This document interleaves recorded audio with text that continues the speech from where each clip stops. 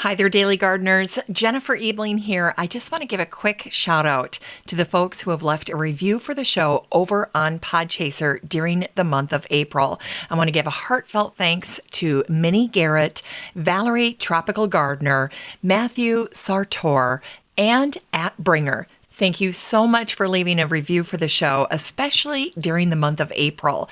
You know, this month, all month long, Podchaser is willing to donate 25 cents for every time a podcast gets reviewed over on their website. And then when I reply to that review, they double that contribution. And so with your help, for each review and reply, Podchaser will donate 50 cents to World Central Kitchen, which is the organization where chefs provide meals to people fleeing Ukraine.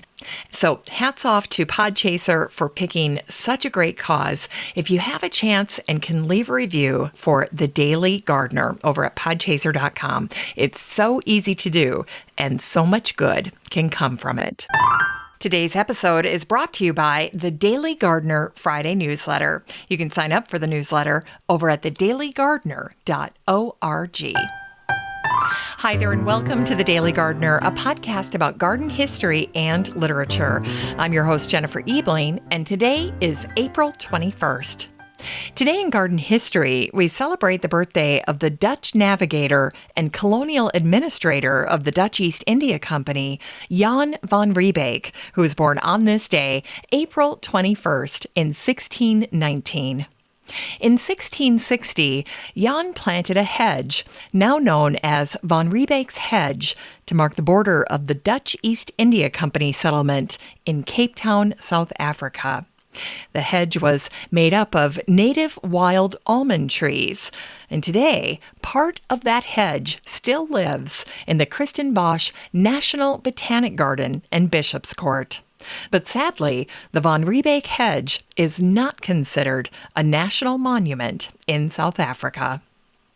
And today, we also celebrate the birthday of the English landscape designer Humphry Repton, who was born on this day, April 21st, in 1752.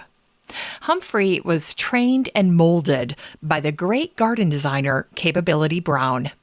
Yet as he matured, Humphry began to forge his own path in his approach to design. Humphry designed over 400 gardens. He led a transformation of English gardens that was all his own. And his picturesque landscapes are known for their gently rolling vistas, attractive clumps of trees, terraces, and homes that are nestled amongst shrubs and foliage. Like many successful modern landscape designers, Humphry put a great deal of energy into planning his designs, and he painstakingly created these gorgeous red leather portfolios for his clients. His red books, as he called them, showcased his design ideas, and it was this way that Humphry's clients could see his pastoral watercolors that depicted the current state of their property, and then they would lift a flap of paper and see what their property would look like after Humphry improved it. It was kind of like a pop-up book for garden design. And that trick of showing someone the before and after of a renovation is still used today. And Humphry's red books are regarded as impressive works of art, and many have fortunately been preserved in both public and private collections. Now, Humphry Repton not only created these magnificent red books, but he also coined the term landscape gardener. In fact, he had that term carved into his business cards that were made out of pine bark. Wouldn't it be wonderful to have one of those? Well, in 1818, Humphry died, and per his request, he was buried in a rose garden. Humphry wrote these words for his epitaph: "Unmixed with others shall my dust remain, but moldering, blended, melting into earth, mine shall give form and color to the rose, and while its vivid blossoms cheer mankind, its perfumed odor will ascend to heaven." Well, today is also the birthday of the English novelist and poet Charlotte Brontë, who was born on this day, April 21st, in 1816. Charlotte was the oldest of the three Brontë sisters, Charlotte, Emily, and Anne, and she was the only one of the Brontë girls who survived into adulthood. But their legacy is that their novels became classics of English literature. The sisters published their first collaborative work called Poems under the pseudonym of Currer, Ellis, and Acton Bell. The Brontës wanted to hide their gender to help with book sales, and so they kept the first letter of their names, and Charlotte became Currer, Emily was Ellis, and Anne was Acton. But even after all of that, only 2 copies of Poems were sold. Now, the author Emma Emerson wrote a piece called The Brontë Garden, and in it she revealed that the Brontës were not ardent gardeners, although Emily and Anne treasured their currant bushes as their own bit of fruit garden. And while they may not have been avid gardeners, they knew enough about growing flowers for Charlotte to write these words.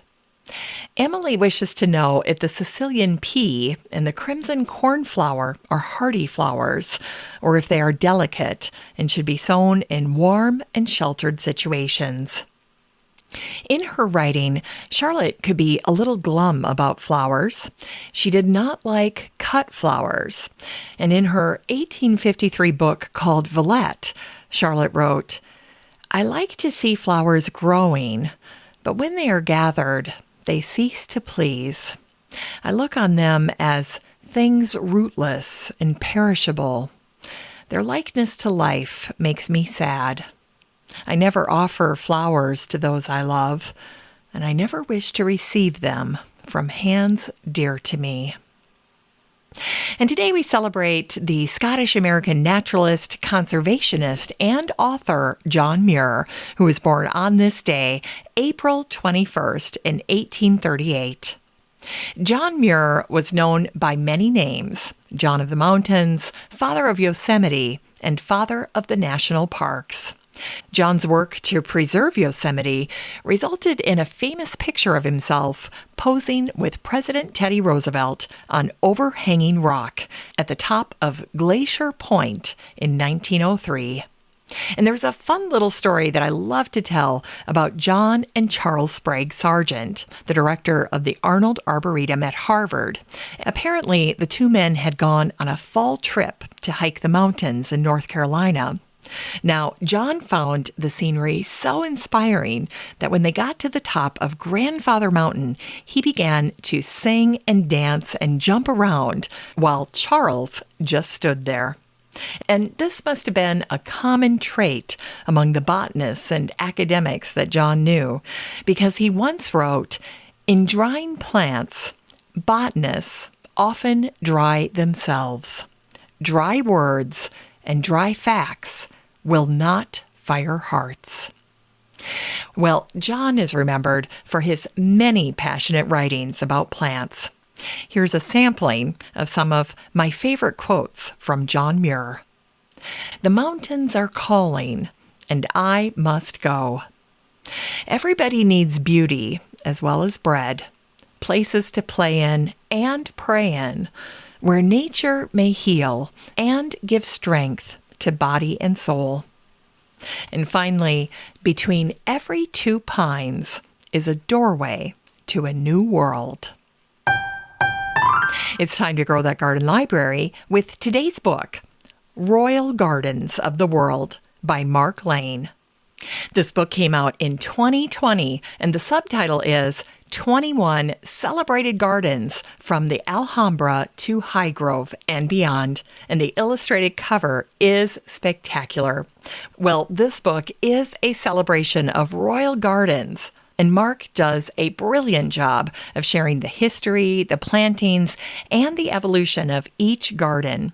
And in addition to all of that, he highlights some of the key plants, some of the signature plants of these spaces, and then shares all the behind-the-scenes details about how these gardens were designed and laid out. Now, the gardens that are profiled are located primarily in Europe and Asia. But as Mark points out in his introduction, many more royal gardens are waiting to be visited and researched, and each tells its own story. Mark says, "I am simply the interpreter and the messenger. Sometimes the story focuses on restoration, others follow the lives of the main protagonists, and others still simply chart the course of history." It's also worth noting that history is not isolated. These gardens are a response to events occurring throughout Europe, Russia, the Far East, and elsewhere.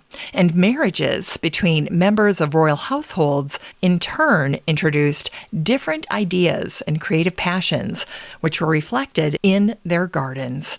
Now, as you can imagine, entire books have been written about each of these gardens individually. But Mark's intention here is to celebrate the art of gardening through some of the finest garden jewels that have ever been created.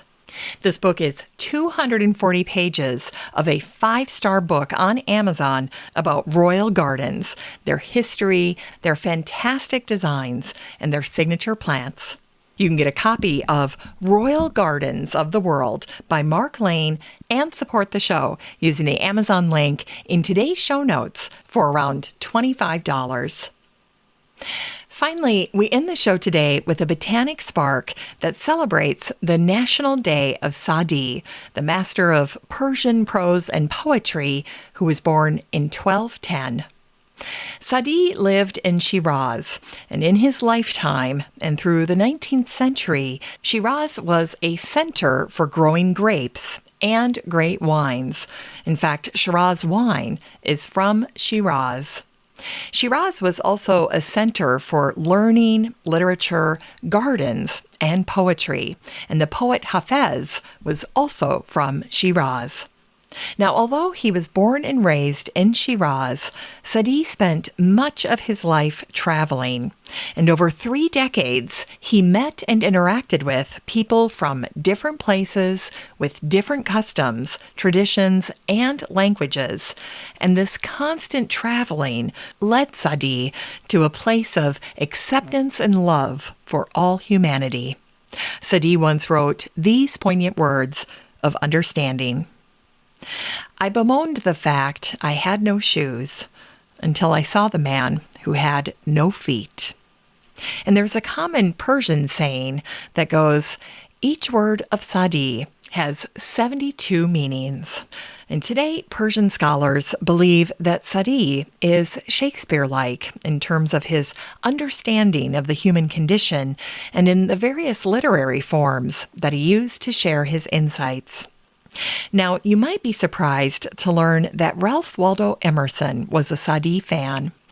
And Emerson felt that Sadi's work was biblical in terms of the wisdom that he was trying to impart. In fact, Emerson wrote about Sadi in one of his verses that went like this: "The forest waves, the morning breaks, the pastures sleep, ripple the lakes, leaves twinkle, flowers like persons be, and life pulsates in rock or tree. Sadi, so far thy words shall reach, suns rise and set in Sadi's speech." In terms of a legacy, Sadi's best-known works are Bustan, which translates into English as the orchard, and Gulistan, which translates into the rose garden. Now, there's a very old copy of the Gulistan that features a beautiful painting of Sadi in a rose garden, and I shared it in the Facebook group for the show.